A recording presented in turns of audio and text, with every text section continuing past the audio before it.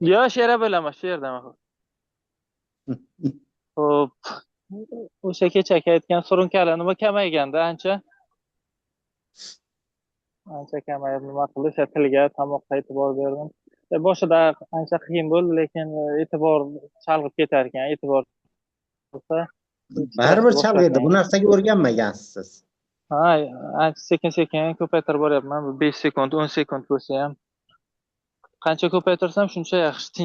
Tinchlik bo'lgandan keyin man odatda unaqa o'ylamayman yomon narsalarni, fikrlamayman. Lekin o'zim bilmay o'sha aytasiz-ku, fikrlar hissiyotlarni keltirib chiqaradi deb shunaqa bo'layotgan ekan. Yo'q, siz o'ylashingiz mumkin. Men hech narsani o'ylamayman deyishingiz mumkin. Shu narsani o'zi ham fikrda. Hmm. O'ylamayman degan narsangiz o'zi fikr. Har qanday fikr o'zi avtomatikki hissiyot keltirib chiqaradi. Tamom, bo'ldi. Lekin unaqa yomon fikrlar ham kelmaydi-da, bezovta qilib unaqa odam g'ash qiladigan. Yomon fikr kelmasligi mumkin. Lekin yomon fikr sizni ichingizda уже o'tiribdi-da. Masalan, siz kimsiz o'zi? Nimaman, kim emas. Mayli, juda ajoyib. Kim emas уже, a? Yo. Demak, savolga javob berishni o'rgandingiz. Sekin. Mayli, xo'p. Savolga javob berishni o'rgandingiz. Juda bo'lmaganda. Lekin sizni ichingizda baribir hozir shunchalik ko'p ishonchlar borki, bu dunyo to'g'risida, o'zingiz to'g'ringizda tushunchalar bor. Juda ko'p, haddan tashqari. Ularni qayerga qo'ymoqchisiz? Bular hozir anglanilmaganmi? Yetib kelmayaptimi u nimagacha? Soznaniyagacha, endi podsoznaniyadan. O'zingiz ham bilmagan narsalaringiz borda o'zingizda. O'zingiz sezmaysiz o'sha narsa bor ekanligini. Lekin bu narsa sizni ishonch darajasida o'tiribdi ichingizda. Aql baribir ularni обработка qilyapti. O'shaning uchun men hech narsani o'ylamayapman deganingizni o'zi bekorchi gapda u. Baribir o'ylanyapti u. Shunchaki siz nima qilishingiz mumkin? O'ylamayman degan narsangizni o'zi o'y, hozir aytganimizdek, yoki o'ylaydigan bo'lsangiz biror narsani, bu shundoq ham o'y. O'y, fikr bu aql bu. Siz aql doirasida yuribsiz, baribir aql doirasidan chekkaga chiqqaningiz yo'q. Bu hozir mayyatlik yo u yoqqa yo bu yoqqa uryapti-da. Yo ijobiyga yo salbiyga. Demak, ikkalasi ham siz bo'lishingiz kerak emas. Ikkita qutbda ham bo'lishingiz kerak emas. Yoki salbiydan qochishingiz kerak emas, yoki ijobiyga intilishingiz kerak emas. Siz mana shu ikkalasini ham chegarasidan tashqariga chiqib ketishingiz kerak. Bu usul anglashmi? Buni dorisi. Ana yashang, endi o'zingizga kelyapsiz. Uni dorisi o'sha anglashni anglash. Yoki bo'lmasa o'zi umuman chekkaga chiqish, aqlni to'xtatish. Undan chekkaga chiqsangiz, chegaradan tashqariga chiqsangiz, o'shandagina ulardan qutulasiz. Hozir siz baribir o'sha chegarani ichida turib, aqlga qarshi kurashish bilan shug'ullanyapsiz. Aqlga qarshi kim kurashyapti? Bu savolni ham o'zingizga berib ko'ring. Aqlga kurashib, tayinli biron ish qilayotganim, qilayotgan ishim meditatsiyalar qilishga harakat qilyapman. O'shani qilyapsiz. Hozir qilayotgan ishingiz, masalan, o'sha aql tinchlandi deyapsiz. Rosa harakat qilyapman deyapsiz. O'sha bir necha sekund ushlab tura olyapman deyapsiz. Kim bu ishlarni qilyapti? Aqlga qarshi aql. Aha, yashang. Demak, aql o'zi bilan o'zi kurashyapti, to'g'rimi? Aha. Xo'p. O'z-o'ziga qarshi kurashib, u nima qilishi mumkin?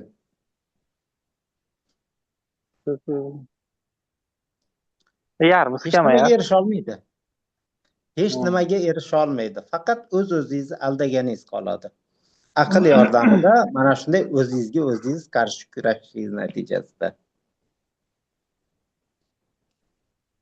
Mana gap qayerga borib taqalyapti. Kecha men o'sha usulni berish niyatim yo'q edi. Juda endi bo'lmadi deganingizdan keyin berdim men usulni. Lekin o'sha usulni hozir siz qo'llab turib, yana o'sha aqlni nimasiga tegirmoniga suv quyyapsiz. To'xtatish E'tibor bilanmi? bergan bo'lsangiz. Hmm. Hozir o'zingizga o'zingiz qarshi kurashganday bo'lyapsiz. Xo'p, mani holatimni bilasiz. Eng optimal narsa nima? Mana shuni qilding, mana shu hammani. Yo'q, bu yerda faqat siz emas, hammada bo'lyapti bu. Sizni misolingizda tushuntiryapmiz boshqalarga. Yo'q, menda juda ham kuchli-da.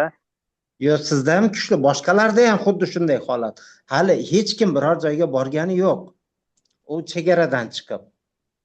Endi bu qolgan Shuning uchun masalada siz Sirojiddin, o'zingiz Jahongir. mana maneken bo'lib turib beryapsiz. Hammada oldiga chiqib, har safar savollar berib, boshqalar savol berishga qo'rqishyapti ham. Hozir meni hamma ko'rib qoladi deb qo'rqyapti-da ular ham. Ichimda nima borligini. Aslida o'zingizdan boshqa hech kim ko'rmaydi uni. Sizni ichingizda nima bor, nima qilyapsiz?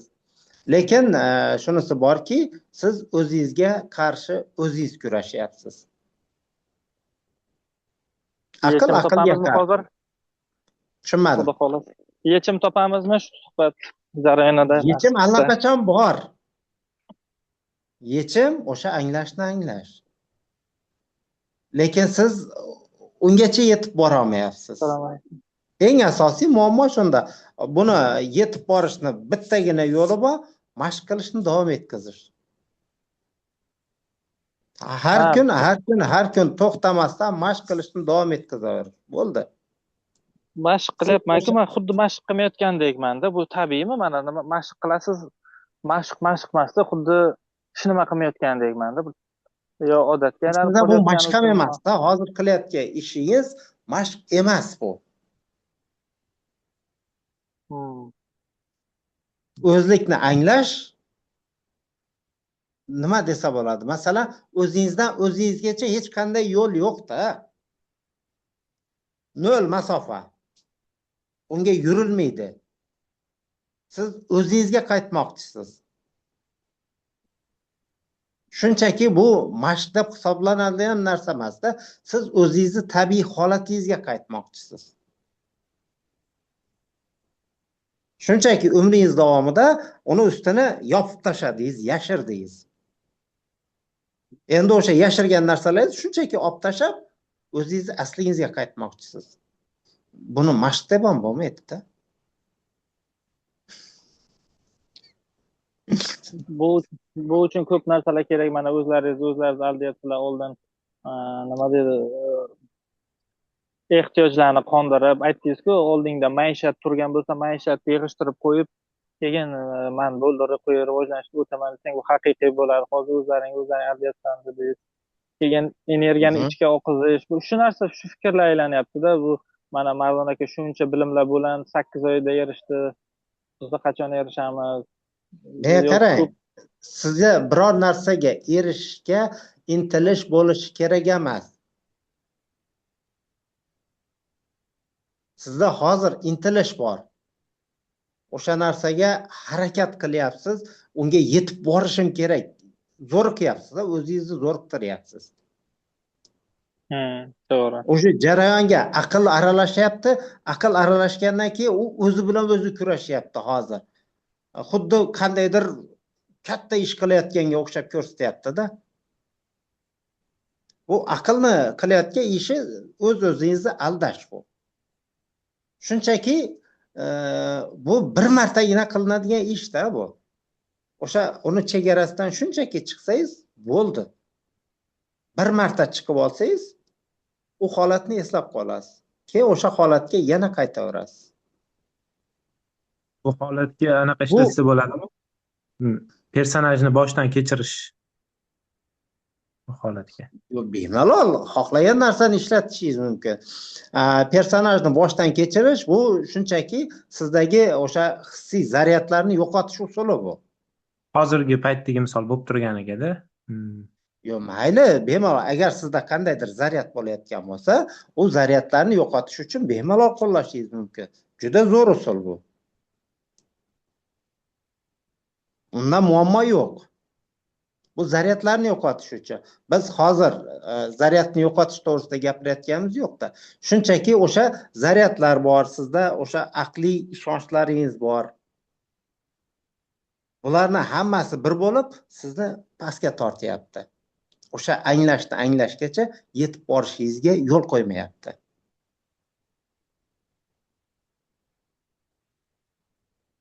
Aynan mana shu narsa sizga hozir xalaqit qilyapti. Siz butun umr yig'gan bagajingiz bor-da, u bagajdan voz kechishni istamayapsiz hozircha. Hammasini shunday qo'yib yubora olmayapsiz.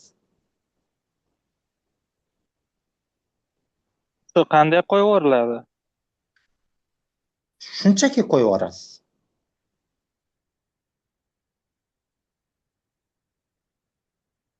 Siz masalan o'zingizga kerak emas buyum bor qo'lingizda.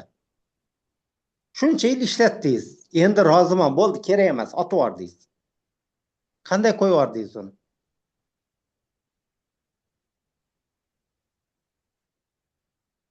Otib yuborish uchun o'sha narsadan voz kechib, shunchaki kerak emas bu menga deb otib yuborishingiz uchun qancha ish qildingiz, nima qildingiz?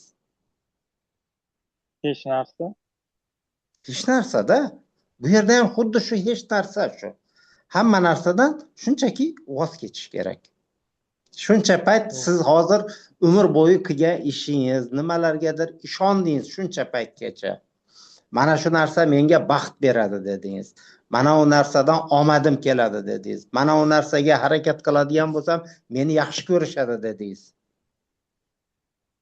Lekin hozir ularni qo'yib yuborgingiz kelmayapti. Menda yo'q-da ana shu narsa. Siz aytgan narsalarning birortasi yo'q. Ishonch anglanilgan holatda men nimagadir ishonaman ham deya olmayman. Boshqalarni yaxshi ko'rish, mehr, bunaqa narsalarga ham ahamiyat bermayman. Ta'sirlanmayman ham boshqa bu juda unaqa. Qizig'i yo'q haqiqatan ko'p narsani. Yana nimani qo'yib yubor deganingizni o'ylayman. Nimani qo'yib yuborishim kerak deb. Hamma narsani. Hamma narsani qo'yib yuborsangiz, o'shanda u holatga yetisha olasiz. Siz savollarga individual, umumiy javob berasiz-ku. Hozir individual shaxsan men uchun javob beradigan bo'lsangiz, shaxsan siz uchun hozir javob beryapman-da.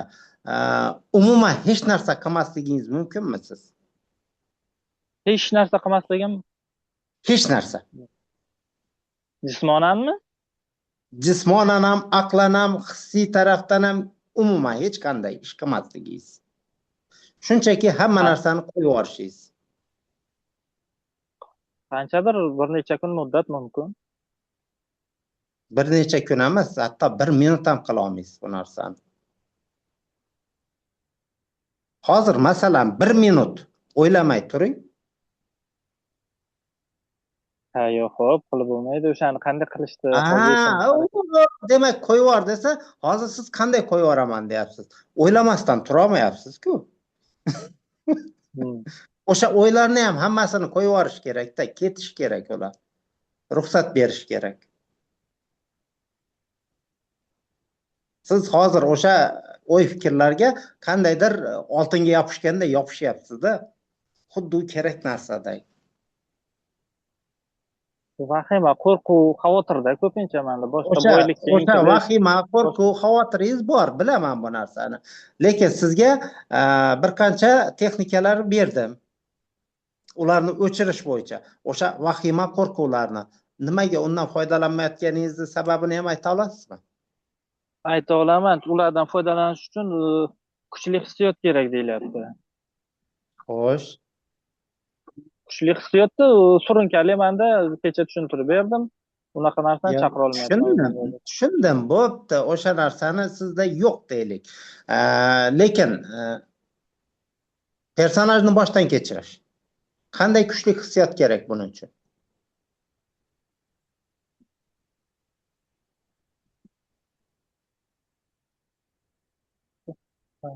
Personajni boshdan kechir. Yo'q, hozir bunga Aha. bahona harakat qilaman. Hozir bahona topasiz, bilaman bahona topishingizni. Aql vazifasi shundan iboratda, aql bahona topishi kerak. Mana shu narsani nima sababdan qilmayotganiga bahona qidirish kerak. Aqlning ishi bu. Bunga bahona u sirpan olmayapsan, boshini topolmayapsan deb, keyin boshingni silash kerak, nimadir personajni boshdan kechirish, boshi oxiri degan narsa yo'q. Unda bitta o'chiriladi. Har bitta narsa. Unda boshi oxiri. Aha. Demak, bu narsani hatto qilib ham ko'rmagansiz. Yo'q. Qilib ko'rdim. Siz o'sha savol berdim. Iloji boricha boshiga qaytsang yaxshi, chunki bugungi qilgan. Ya. Tushundim. Men sizga karma izlarini yo'qotish to'g'risida gapirdim. Personaj haqida ham so'raydim. Boshiga qaytish bu karma izlarini yo'qotish. Personajni boshdan kechirishda bittagina holat olinadi. O'sha holat boshidan oxirigacha boshdan kechiriladi to joningizga tekkuncha. Bitta holat, misol uchun aytaylik, kecha nimadir yoqimsiz narsa bo'ldi. Shuni o'zi bilanmi? Dakansa nima bo'lsa ham o'sha bitta personajni olasiz. U yerda siz qandaysiz? Masalan, xafa bo'lgan Shuhrat bor. Nimadandir xafa bo'ldi yoki nimadandir qo'rqdi Shuhrat. O'sha holatni olasiz, dakansa. Bo'ldi. Yoshlik bo'lish shart emasmi? Farqi yo'q uni qachon ekanligini. Qandaydir kuchli hissiyot sizga ta'sir qilgan hissiyot. Xohlagan bittasini olishingiz mumkin. Kechagina olasizmi? Undan oldingi kungimi? U yosh bolalik paytingizmi? Farqi yo'q.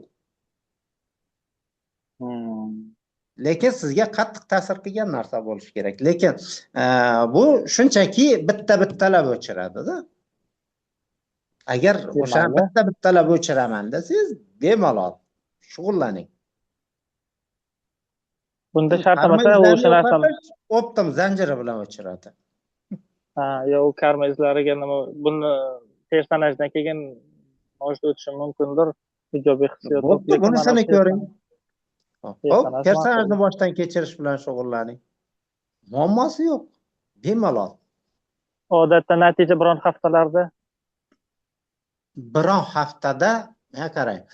Agar karma izlarini yo'qotish bilan shug'ullansangiz, biron 2-3 oyda natija ko'rinadi.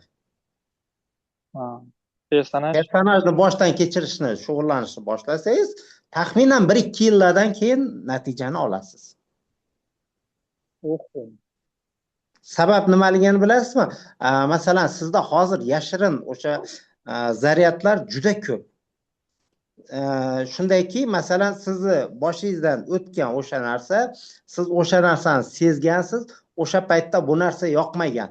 Aql nima qiladi? Uni shunchaki bostiradi-da, tiqib tashlaydi.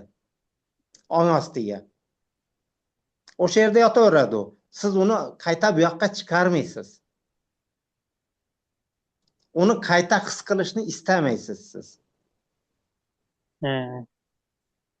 O'shani qayta his qilishni istamagan narsalaringizni hammasini tiqib tashlab qo'yibsiz. Siz u yerda nima yotganini hozir bilmaysiz ham.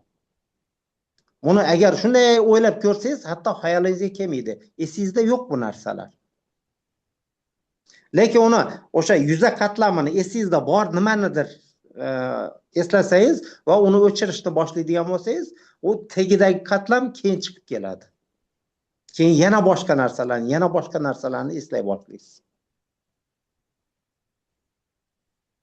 O'shaning uchun bittalab o'chiradigan bo'lsangiz, bunaqa holatlar juda ko'pda. Siz bularni bilmaysiz. O'shaning uchun karma izlari yo'qotish bilan ishlaydigan bo'lsangiz, u holatda sizda butun zanjir o'chadi-da, bir o'chganda. Unda bir necha oy ichida o'sha asosiy katta qismini tozalab chiqishingiz mumkin.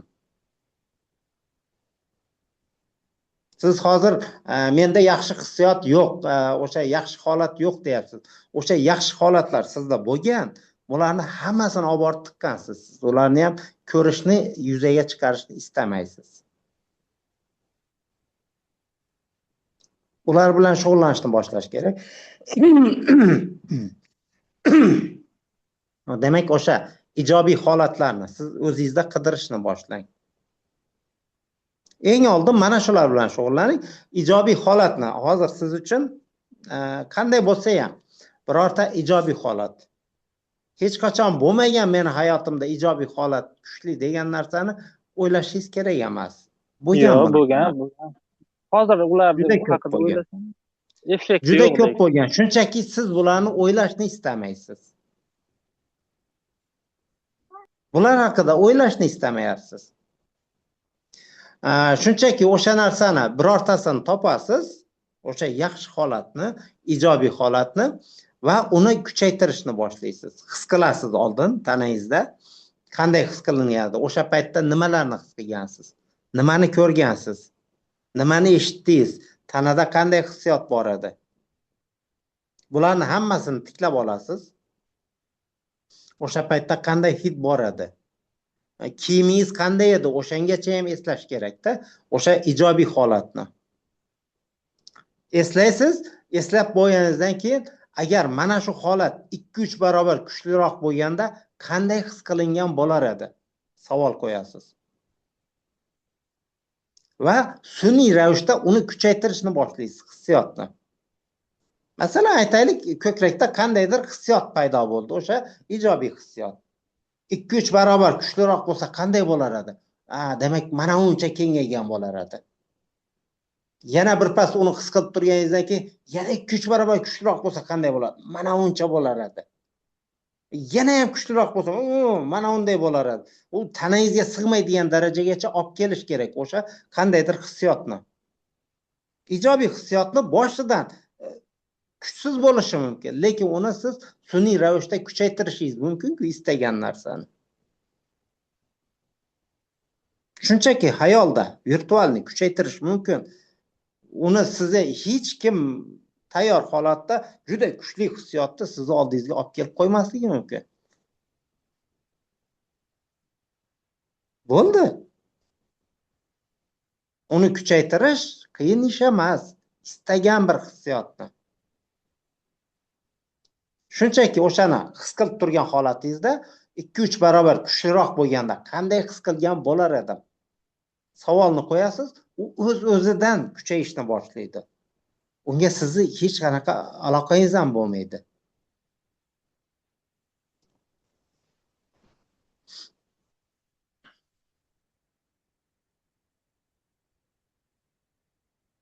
Lekin siz hozir shunday holat bo'lyaptiki,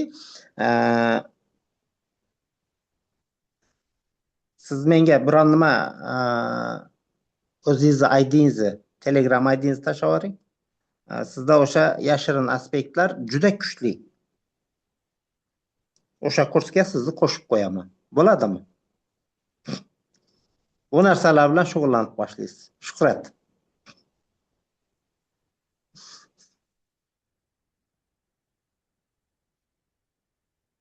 Shuhrat chiqib ketdimi deyman.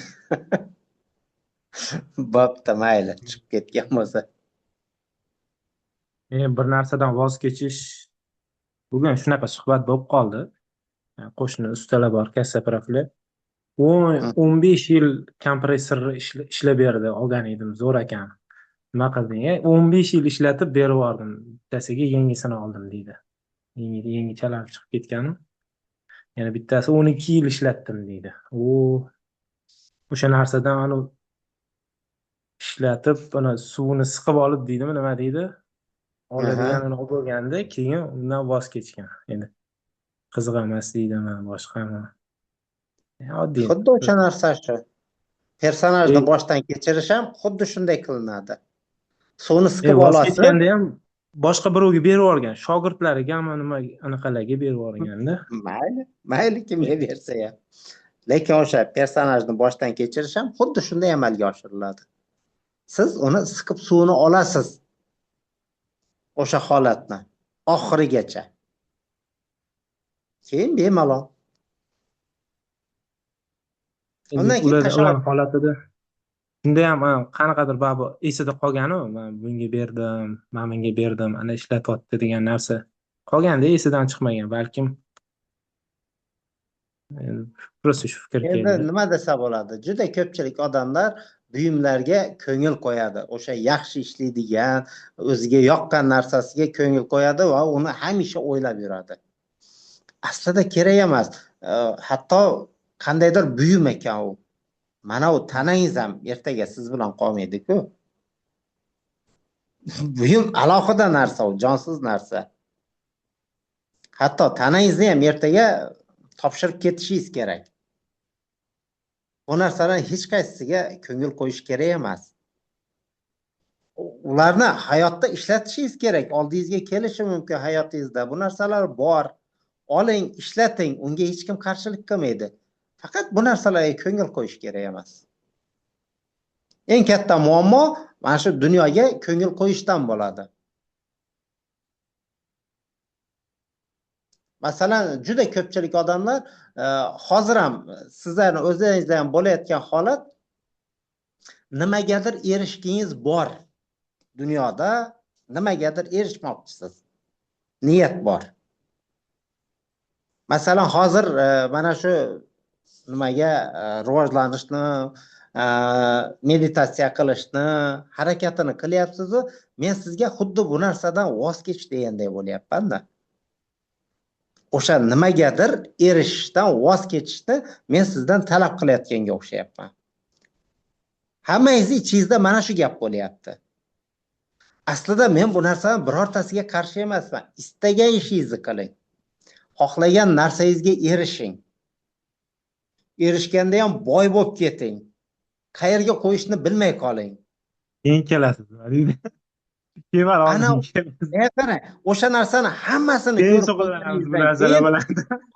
ko'nglingiz qolib qo'ygandan keyin, bundan buyog'iga erishadigan narsangiz qolmagandan keyin, baribir mana shu yerga kelasiz, mana shu ishni qilasiz. O'sha mana shu bu yog'ini ham personajni boshdan kechirish deganda shuni aytmoqchi edimda. Aha. Ruhiy anaqalardanmi, nima meditatsiya tomonidanmi shu borada personajni boshdan kechirish shunaqasini qilib ko'rish boya aytmoqchi bo'lganim ham shu edi. Endi shunaqa zaryad bo'lsa, xalaqit qiladigan o'shani yo'qotsa bo'ladimi degandek. Xo'sh, bo'ladi.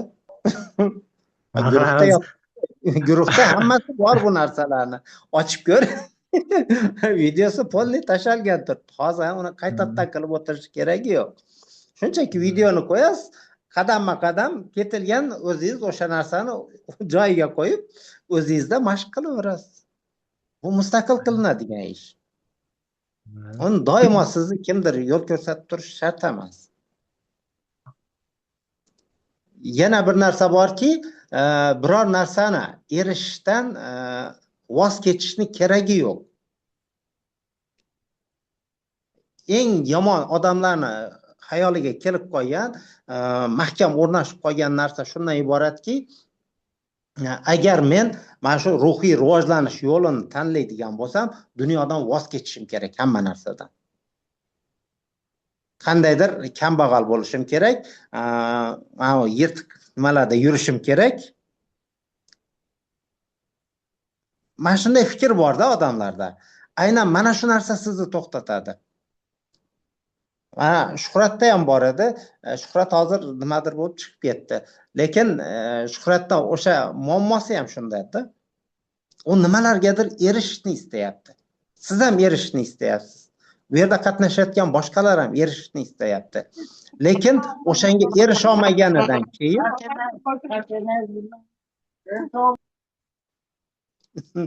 o'sha narsaga, o'sha erishishni istagan narsasiga erisha olmaganidan keyin qaytyapti bu yoqqa.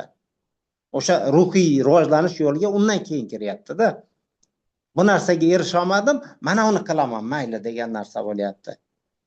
Aslida uni yoki buni tanlash kerak emas. Ikkalasini ham birga olib borish mumkin. Hech biri bir-biriga xalaqit qilmaydi bu narsani.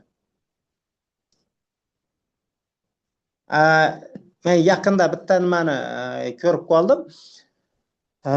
Xitoyda xullas bitta politsiyachi bor ekan. Politsiyachining ishini bilasiz. O'sha jinoyatchilar bilan ishlaydi, fohishalar bilan ishlaydi. Xullas uni ham qilmagan ish qolmagan oddiy politsiyachi bo'lgan. Qari kishi oddiy politsiyachi bo'lgan.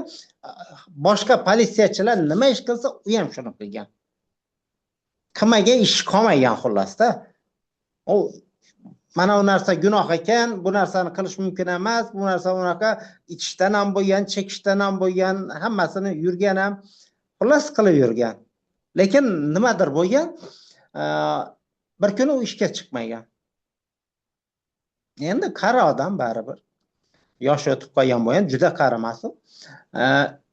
Xullas, politsiyachi endi bir kun ishga kelmasa, uni qidirishni boshlashadi. O'zimizda ham bor, unaqa protokol bor. Agar militsiya xodimi o'zimizda ham bir kun ishga chiqmaydigan bo'lsa, uni darhol izidan borishadi, qidirishadi, topishadi. Nima gap bo'lganligini aniqlashadi.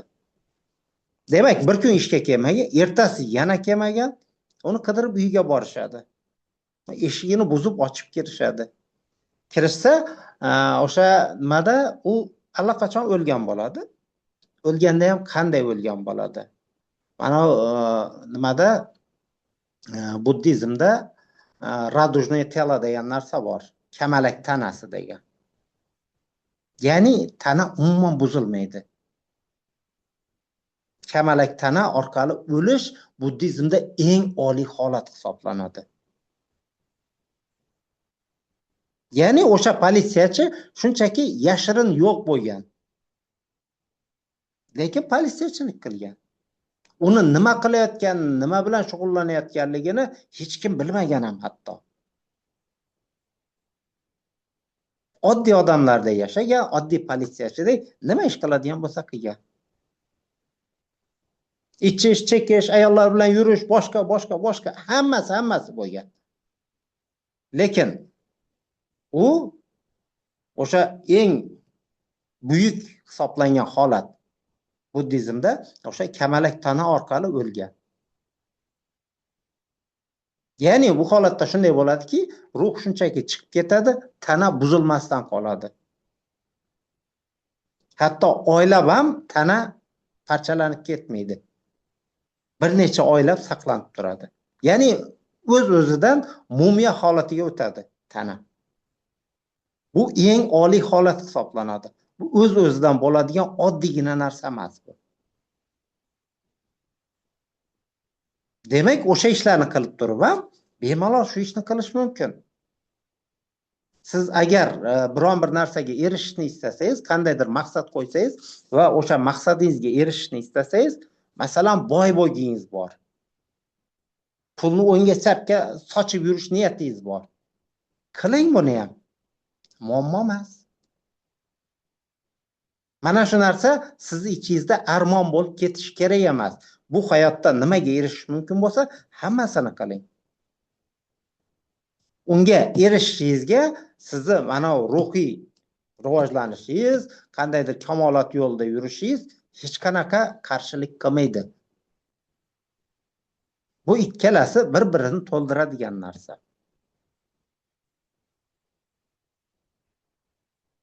Yana shu narsani ham aytish mumkinki, agar siz juda kichkinagina narsa borda, juda ko'pchilik tushunmaydigan narsa. Masalan, nimagadir erishsam deysiz, masalan, siz hozir moddiy narsalarni maqsad qilib qo'ygansiz. O'sha moddiy narsaga erishsam, men baxtli bo'laman degan fikr haligacha sizni qo'yib yuborayotgani yo'q. Bor, hammamizda bor bu narsa. Nimagadir erishaman, moddiy boy bo'laman, mashinam bo'ladi, dang'illama uchastkam bo'ladi, pulni qayerga qo'yishni bilmay qolaman, o'shanda baxtli bo'laman degan narsa bor. Bu yomon narsa emas. Lekin siz uni yomon narsa deb hozir tasavvur qilyapsiz o'zingizcha. Chunki bir narsa borki, bu dunyoda o'sha ongdan yaralmagan narsaning o'zi yo'q. Hech bir narsani yomon deb hisoblash mumkin emas. Nimani bo'lishidan qat'iy nazar. U yomon, bu yaxshi, mana u chiroyli, mana u xunuk degan narsa bu aqlning ishi. U bo'lyapti hamma narsani. Siz hozir o'sha nimandir yaxshi, nimandir yomon deyapsizmi? Demak, aql ishlayapti bu yerda sizda. Lekin aytyapsizki, menda hech qanaqa aql ishlamayapti, hech narsani o'ylamayapman. O'ylamaganingiz bilan ham nimandir yaxshi, nimandir yomon deb bilyapsiz. Moddiy tomondan hamma O'ylashga narsaga kirmagan. erishgan O'ylashga holatda kirmagan. hammasiga o'sha uy, mashina, balobatlarga erishganda qanaqadir baxtli bo'lish, qanchadir vaqt baxtli bo'lib, keyin u yog'iga zerikishmi, qanaqadir yangi baxt izlab qolish, u yog'iga xullas qanaqadir baxtsizlikka o'xshagan anaqalar tushunchalar borda, tasavvur bor u yog'iga. Balkim shunaqa Yo'q, bo'lar. odamda mana shundayda, biror narsaga erishsam baxtli bo'laman deydi, harakatni qiladi, o'sha narsaga erishadi. Erishgan paytda baxt qayerdan paydo bo'ladi? To'g'ri, erishganda u baxtli bo'ladi. Shunchaki aql to'xtaydi. aql to'xtaydi. Mana bilar ekansiz o'zingizda. Demak, aql to'xtaydi ma'lum bir vaqtga. O'sha narsani endi erishish uchun intilish kerak emas. Erishgan narsangizni qayta erishishni o'ylamaysiz. Shu paytgacha o'ylayotdingiz, o'shanga erishsam yaxshi bo'ladi deb. Harakat qilyotdingiz. To'xtadi ma'lum bir vaqtga. Lekin ma'lum bir vaqt to'xtab turadi-da, keyin sizni erishgan narsangiz qanchalik katta ekanligiga bog'liq bu. Sizni merkangizda, o'lchamingizda qanchalik katta hisoblanadi. Masalan, yangi telefon olishni istadingiz. Bu nari borsa 2 kunga yetadi. 3-kun telefon o'zi o'zingizniki bo'ldi, yetarli. Boshqa narsani o'ylashni boshlaysiz. Masalan, mashina olsangiz 1 haftaga yetishingiz mumkin. Baxtingiz 1 haftaga yetadi. Endi sizni merkangiz bo'yicha hisoblaganda. Agar uy oladigan bo'lsangiz, bor 2 hafta mazza qilib yashashingiz mumkin uyingizda. 3-hafta o'sha joningizga tegadi, o'rganib qolasiz u yerga. Yangi narsa kerak bo'ladi. Boshqa narsani qidirishni boshlaysiz. Lekin shunday narsa borki, odam hali erishishi mumkin bo'lgan oldinda chegara borligini bilsa, masalan, uyingiz, mashinangiz, hamma narsangiz bor, pulingiz ham bor. Yetarli kun o'tkazishga. Lekin siz boy bo'lmoqchisiz. Millioner bo'lmoqchisiz. Demak, hali oldinda marra borda. Demak, marra bo'lsa, umid bor. Yana harakat qilishingiz mumkin. Demak, millioner ham bo'ldingiz. Ana undan keyin yana nima bor? Yo'q. 1 million menga kamlik qiladi. Menga 100 million kerak. 100 millionga harakat qilasiz. 100 millionga erishgandan keyin u yoq-bu yoqqa qarab turasizda, bu ham kam. Men milliarder bo'lishim kerak. Hamma narsaga erishib qo'yganingizdan keyin o milliarder ham bo'ldingiz, 100 milliardingiz ham bo'ldi. Nima qilasiz u yog'iga? U yog'iga qiladigan ishingiz yo'q, erishadigan narsangiz o'zi yo'q-da dunyoda. Bu dunyo sizga boshqa narsa bera olmaydi. Olishingiz mumkin bo'lgan hammasini olib qoldingiz. O'sha paytda sizda nima sodir bo'ladi? O'sha eksistensial krizis deb ataladi yoki buni psixologiyada o'rta yosh krizisi deb ataladi.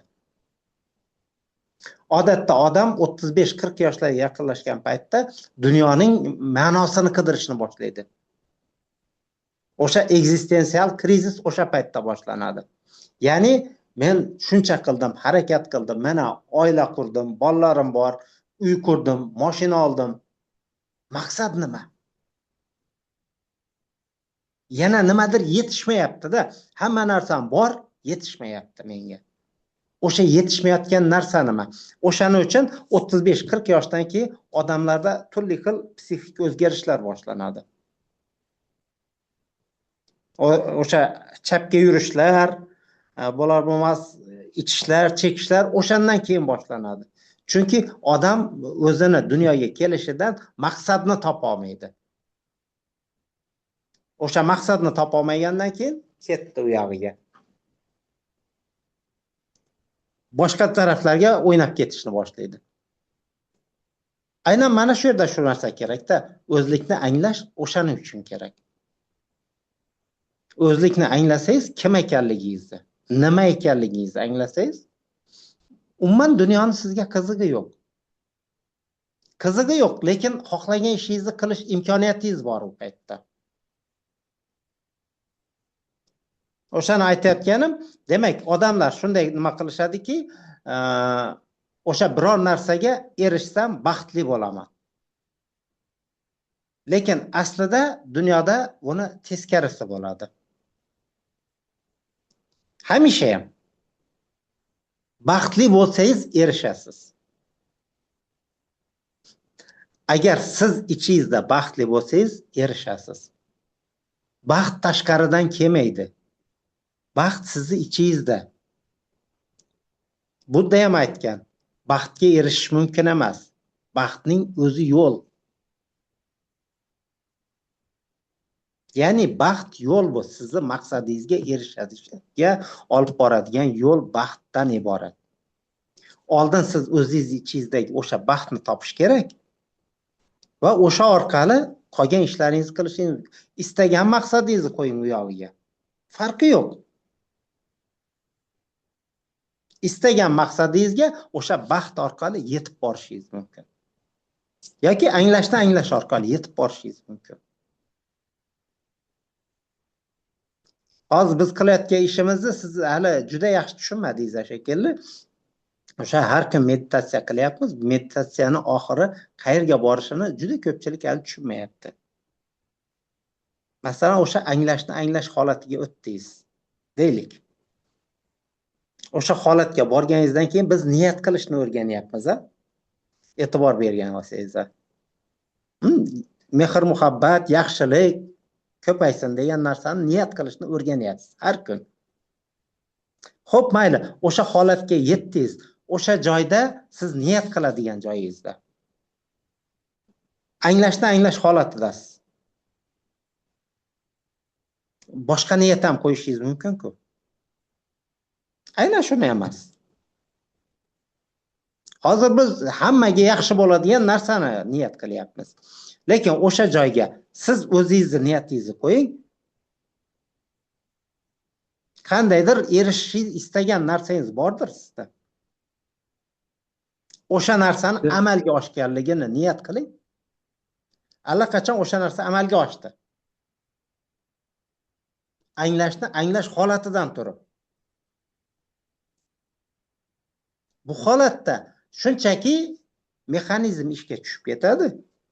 Siz chunki masalan butun dunyoda hozir yaxshilik nima bo'lishini niyat qilayotgan paytingizda bu narsani birdaniga ishlab ketish qiyin narsa. Butun dunyoga ta'sir qiladigan narsa bu. Lekin siz bitta o'zingizga ta'sir qiladigan yoki o'sha oilangizga ta'sir qiladigan kichikroq narsani niyat qiladigan bo'lsangiz, bu narsa juda tez ishlab ketadi.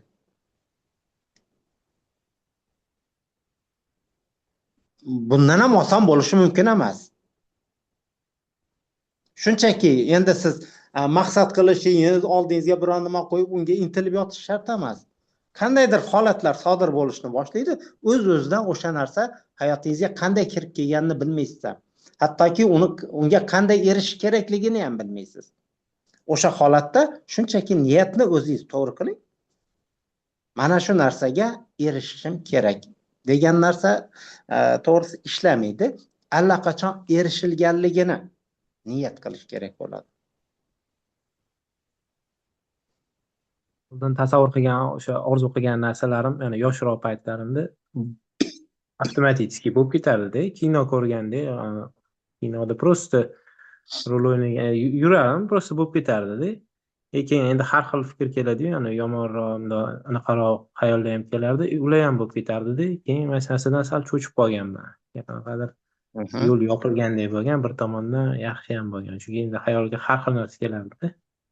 Keyin bir marta bitta Sofi Doda bilan katta gaplashib qolganimizda aytganda, endi Allohdan so'rasa beradi-yu, o'sha beradigan maqomga chiqilganda hamma narsani so'ramaydigan bo'lib qolar ekansan, deydim. Mana xijolat bo'ladi, nima xohlaysiz, mana shunaqa narsa ekan. Juda hadeb hamma anaqani qovurmas ekan hamda, o'sha holatga chiqqanda. Shunaqa gap eshitgandim. Mayli, juda yaxshi bo'lgan, lekin siz o'zingiz oldingizga o'zingiz o'sha to'siqni qo'ygansiz. O'sha amalga oshmasligi uchun. Hozir siz o'sha holatga qayting, bo'ldi. O'sha holatga qaytish ustida gap bo'lyapti. O'zimizni tabiiy holatimizga. Yosh bola o'zini tabiiy holatida bo'ladi. U doimo anglash holatida. Shunchaki kattalar tarbiyalash maqsadida uni sekin-sekin oldida to'sishni boshlashadi. Bo'ldi. Mana shu holatga yana qaytadigan bo'lsangiz, endi hozir siz qaytadigan bo'lsangiz u holatga. Shunchaki shu paytgacha olgan tajribangiz hammasi joyida. Siz endi yosh bola emassiz.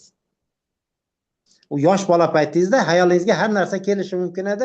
Mana shu bo'lib ketsin deb niyat qilishingiz mumkin. Yomon narsa ham bo'lishi mumkin u paytda. Lekin hozir siz tajribangiz bor. Hamma narsani ham niyat qilavermaysiz. Hozirgi tajribangiz hech qayerga yo'qolmaydi sizni. O'shaning uchun hozir endi tajribali holatda bemalol qaytish mumkin o'sha holatga. Bu muammo emas. Shunchaki ozroq mashq qilishga to'g'ri keladi. Anaqa so'ramoqchi edim. Aha. Agar alohida gaplashsa ham bo'ladi, keyingi chatdami yoki vaqt haqida, vaqt tushunchasi, vaqt haqida ham bir anaqa keldi. Endi savol ham emas, katta mavzu-yu. Xo'sh. Vaqt. Menda misol uchun o'zi sezganim yoqmayapti. Yo'q, vaqt deydi. Yo'q, vaqt yo'q, tushuncha yo'q deydi-yu. O'tmish bilan kelajak anaqa yo'q bo'lib ketgandek bo'ladi bir xilda. Xuddi o'nlab yil hozir bo'lgandek, xullas. Aslida o'tmish ham, kelajak ham mavjud emas. Bu psixologik holat bu. Bu faqat aqlni kategoriyasi bu. O'tmish degan, kelajak degan narsa o'zi mavjud bo'lmagan narsa. Bu shunchaki hozir va shu yerda degan narsa bor. Aslida hozir shu yerda degan narsa ham yo'q-da. Tushunib olishingiz uchun bu narsani aytishimiz mumkin. O'tmish, masalan, siz hozir o'ylayapsiz yosh bola paytingizni. O'sha paytda qanday ko'rinishda edingiz?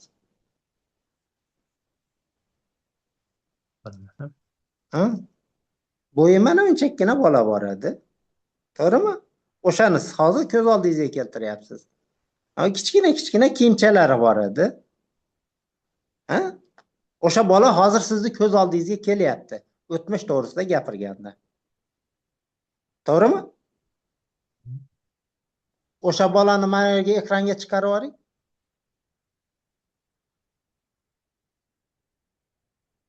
Ko'raylik biz ham. Yo'q-da o'sha narsa. Ha, yo'q-da. U aslida yo'q-da hozir. Hozir mavjud emas u. Yo'q u. Demak, o'sha narsani siz o'zingiz hayolingizda yaratyapsiz, o'tmishni. Faqat jismlarning harakati mavjud. Biz hozir jismlarning harakatiga qarab vaqt belgilayapmiz, vaqt to'g'risida gapiryapmiz. Einsteyndan so'rashganda vaqt nima deganda u soatni ko'rsatgan ekan. Mana vaqt. Boshqa vaqt yo'q, mavjud emas. Ya'ni meditatsiyadan keyin o'zimda atrofga qarab shu narsani shu paytda endi sezdim. O'tmish bilan kelajak bilan yo'q deydi-ya, xuddi hozir bo'lgandek yoki ana yoshlik paytimda, juda yosh paytimda qanaqa atrofga qaragan bo'lsam, hozir ham shu paytga shu qaradimda, keyin oradan xuddi hech qancha vaqt o'tmagandek tuyuldi. Demak, yaxshi boryapsiz, borishingiz yaxshi unda. Demak, o'sha holatlarni sekin-sekin sezishni boshladingiz. Siz to'liq anglash holatiga o'tganingizda hamma narsa shu yerda bo'ladi. O'tmish, kelajak degan narsa bo'lmaydi. Hamma narsa mana shu yerda, bir vaqtning o'zida siz hamma yerdasiz. O'sha narsani o'zingizni tanangizda his qilishni boshlaysiz. Bir vaqtning o'zida hamma yerdasiz. Keyin shunaqangi o'zi 1-2 sekund bo'lgan bo'lsa ham bunaqa 10 yil, 15 yil oldin, mana 20 yil deymiz-u, lekin hech qancha vaqt o'tmadi-da, hech qancha vaqt o'tmadi. oldin qandoq edi, hozir ham shundoq turibdi. Hech nima o'zgarmadi ham, просто joyi o'zgardi, nima ko'rinishi o'zgardi, lekin bitta holatda turibdi. Просто misol bir chelak qum bor edi, qumni bundoq aylantirib oldik, hali ham o'sha qum просто joyi o'zgardi, bo'ldi. Shunaqa sezgi bo'ldi. U ham bo'lsa 2-3 sekundga edi. Keyin vaqt mayli haqida ozgina o'ylab qoldim. mayli juda Qanaqadir ajoyib yolg'on. juda ajoyib narsa. Demak, o'zingiz boshingizda bu narsani sekin o'tkazishni boshladingiz. Endi birinchi ochilishi bu. Hozir siz agar yana dalshi davom etaveradigan bo'lsangiz, yana ko'p narsalarni sezishingiz mumkin.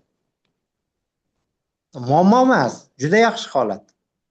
Undan qo'rqish ham kerak emas, o'ylanish ham kerak emas. Aslida ham shunday. Vaqt mavjud emas. Hamma narsa hozir va shu yerda. O'tmishingiz ham, kelajagingiz ham. Siz hozir kelajakda o'ylayapsiz, allaqachon yetib kelib qo'ygan.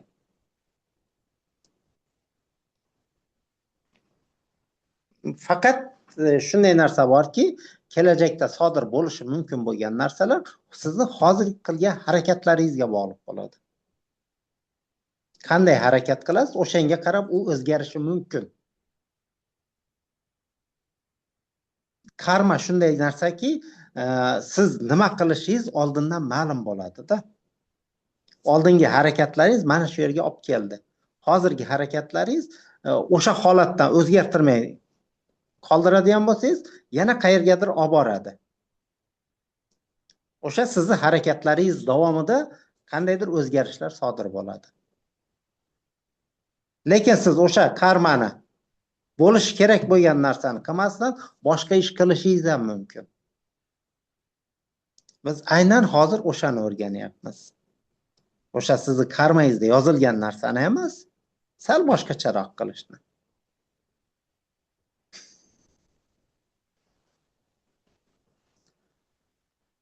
Xo'p, mayli. Vaqt ham ancha bo'lib qoldi. Meditatsiyaga o'tamiz. Demak, ko'zingizni yuming va tananing qanday nafas olishini kuzatishni boshlang. Ko'z yumuq holatda ko'zni ochib ham bajarish mumkin, faqat bunda chalg'ib ketish ehtimoli ko'proq bo'ladi. Ko'zni yumgan holatda tananing nafas olishini kuzating. U o'zi mustaqil nafas olyapti. Mana shunga alohida e'tibor qarating. Tanaga qancha kerak bo'lsa, shuncha miqdorda nafas olyapti va qancha kerak bo'lsa, shuncha chiqaryapti.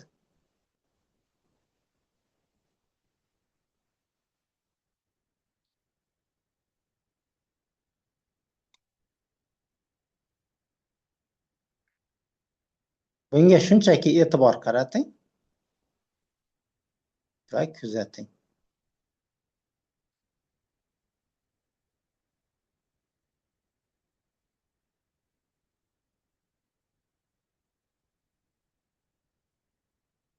Bu jarayon shunchaki mo'jiza bu.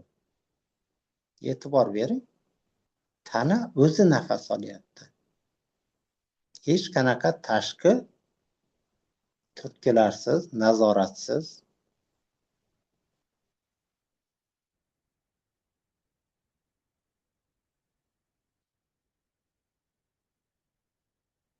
Lekin ushbu nafas olish jarayoni abadiy emas bu.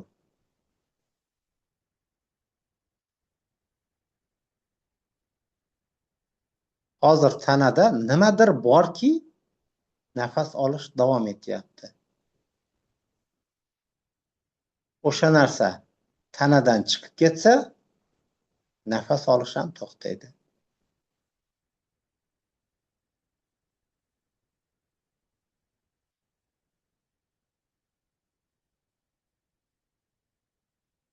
Tananing nafas olishi, yurakning urishi, qonning tomirlarda yurishi, yeganlaringizni hazm bo'lishi, hammasini o'sha qandaydir kuch boshqarib turibdi. Agar u tanada yo'q bo'lsa, bularning birortasi ham ishlamaydi.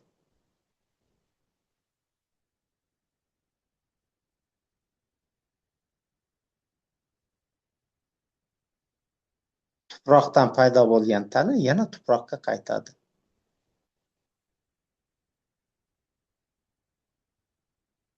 Buni mo'jiza deb atamasdan boshqa iloji yo'q.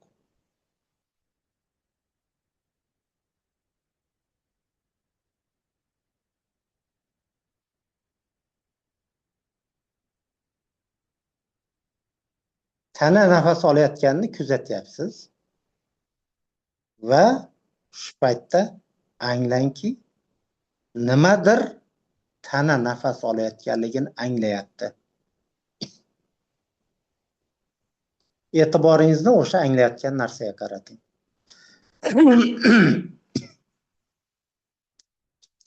Tananing nafas olishini kuzata turib, bir vaqtning o'zida uni nima anglayotganligini anglang. Bu miya emas, aniq. Chunki ushbu anglayotgan narsa, agar e'tibor qaratadigan bo'lsangiz, bu qandaydir ko'zga ko'rinmas narsa bu.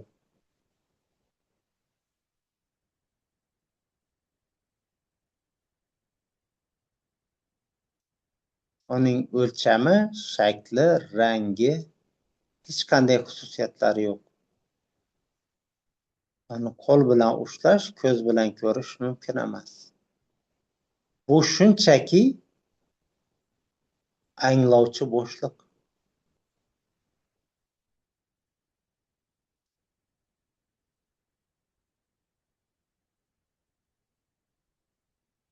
Tananing nafas olishini kuzatayotib, bir vaqtda ushbu anglayotgan narsani ham anglang.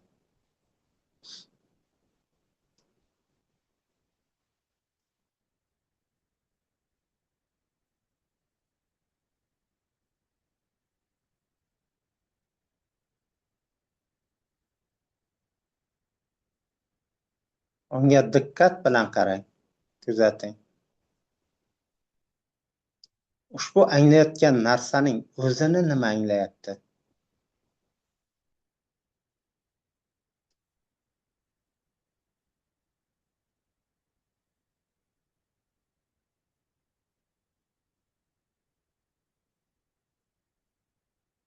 Unga e'tibor qaratsangiz, uni anglovchi boshqa narsaning mavjud emasligini ko'rasiz.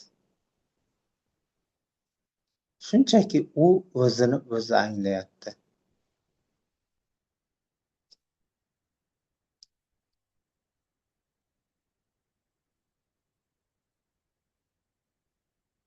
Bu o'z-o'zini anglovchi ongdir.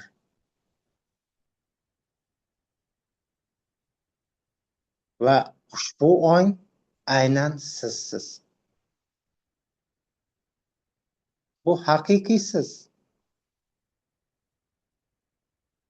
Aslida siz bu tana ham emassiz, hissiyotlar ham, aql ham. Ularning hech biri haqiqiy siz emassiz.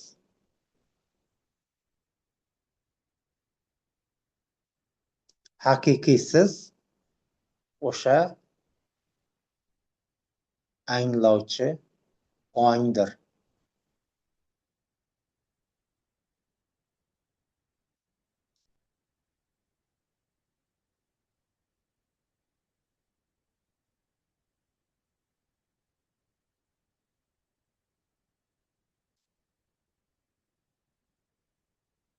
Uni turli an'analarda turli xalqlar turlicha nomlashadi. Kimdir qalb desa, kimdir ruh deydi, kimdir haqiqiy men deydi, kimdir atma deydi, kimdir jiva deydi. Xullas, nomlari ko'p, farqi yo'q. Nima deb nomlanishidan qat'iy nazar, Ushbu ong sizsiz.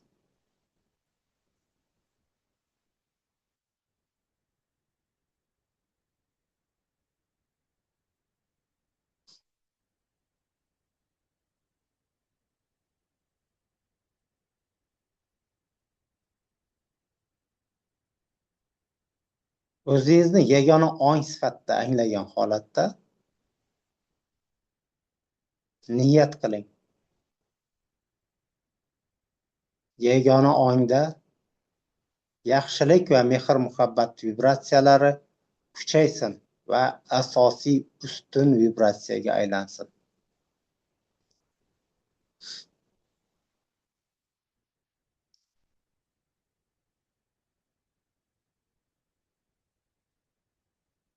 Niyat bu allaqachon amalga oshgan fikrdir.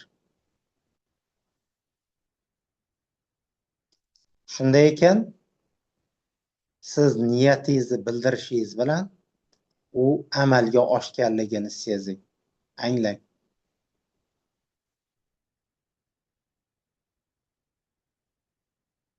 Yagona ongda yaxshilik va mehr-muhabbat vibratsiyalari o'ta kuchayganligini va asosiy vibratsiyaga aylanganligini sezing.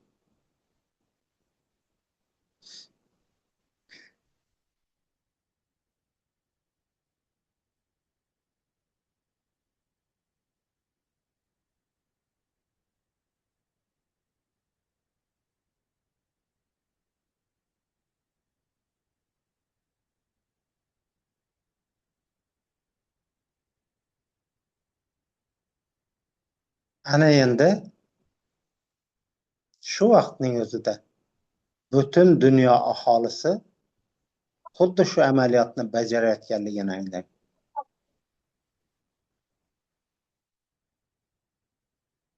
Ya'ni butun dunyo aholisi, ularning har biri o'zini yagona ong sifatida anglayapti va niyat qilyapti. Yagona ongda yaxshilik va mehr-muhabbat vibratsiyalari kuchaysin.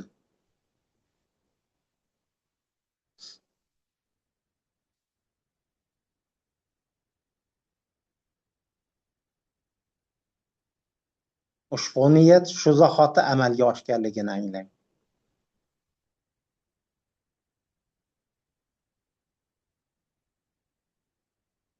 Butun yer yuzasi yaxshilik va mehr-muhabbat bilan to'lib toshgan.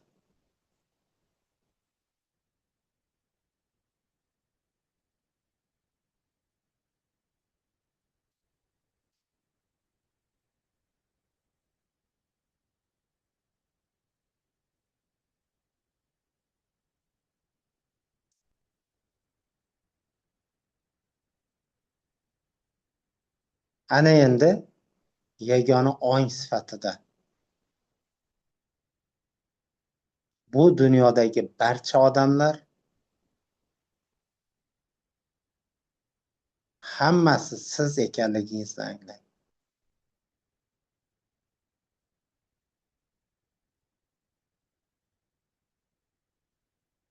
Bir vaqtning o'zida siz butun yer yuzasidagi barcha odamlarsiz. Yagona ong sifatida ularning barchasining ongi yagonadir.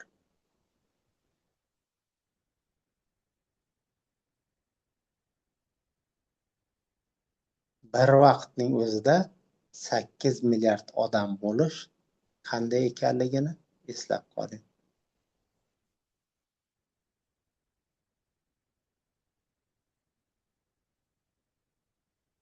Ana endi ularning har biri orqali niyat qiling. Yagona ongda yaxshilik va mehr-muhabbat vibratsiyalari kuchaysin.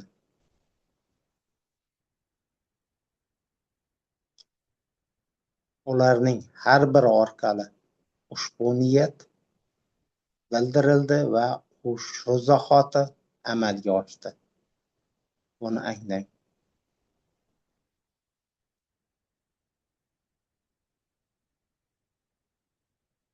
Yaxshilik va mehr-muhabbat vibratsiyalari milliardlab marta kuchaydi va butun dunyoni egallab oldi.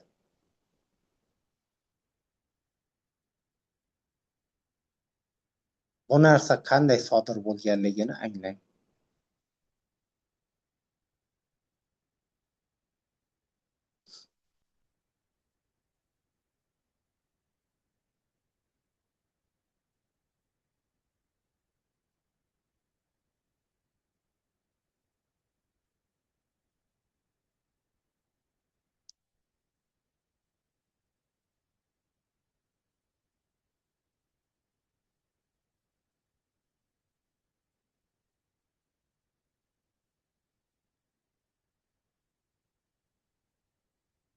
Ana endi bularning hammasini qo'yib yuboring.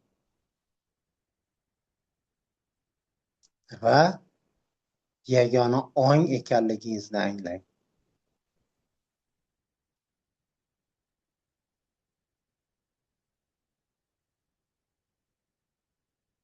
Ushbu holatda o'zingizni istagan bir ezgu orzungizni, niyatingizni yoki maqsadingizni eslang.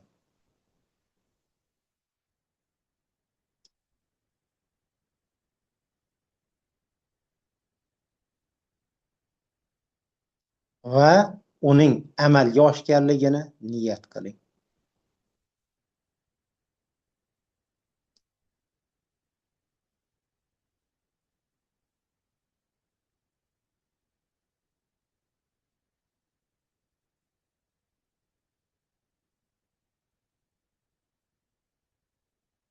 Sizning ushbu ezgu maqsadingiz amalga oshganligini anglang.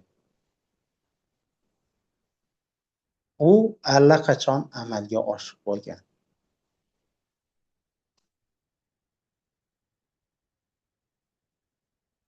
Butun koinotni yaratgan yagona ong uchun sizning arzimagan orzungizni amalga oshirish bu hech nima emas.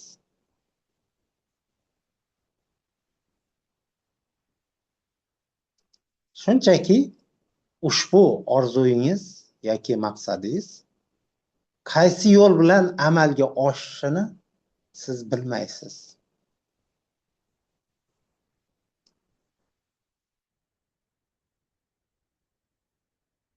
U istagan yo'l bilan paydo bo'lishi mumkin. Buning uchun siz biror bir ish qilishingizni keragi ham yo'q. Siz shunchaki niyat bildirdingiz.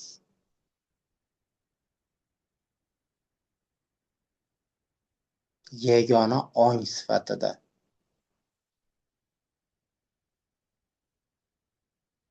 Va u amalga oshganligini angladingiz.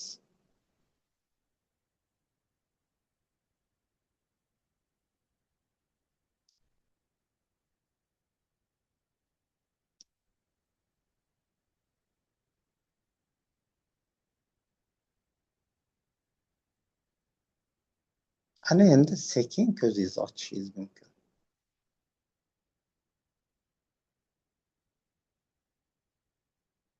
Hozir endi e'tibor qarating. Qanday hissiyotlar paydo bo'lyapti va siz qanday hissiyotlar og'ushidasiz? Qanday sezgilar sodir bo'lyapti?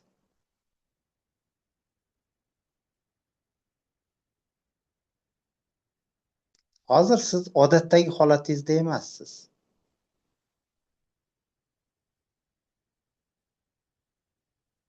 Qandaydir mo'jizaviy holatdasiz. Boshqacha xullas. Nimadir sodir bo'ldi hozir.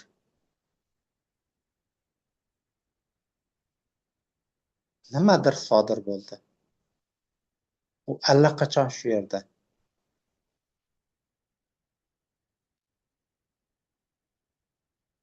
mana shu holatni sezsangiz bo'ldi.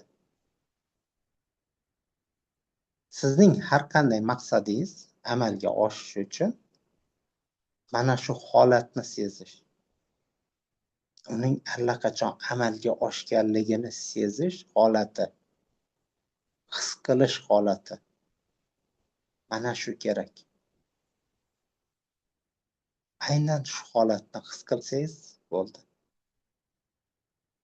Qolgan narsalar shunchaki amalga oshadi. Qanday yo'l bilan sizga noma'lum, shunchaki uni kuzatasiz. O'sha maqsadingiz amalga oshgan paytda balkim xursand bo'lasiz. Balkim shunday bo'lishi kerak deb qabul qilasiz. Nima bo'lgan taqdirda ham ushbu maqsadingiz allaqachon amalga oshdi.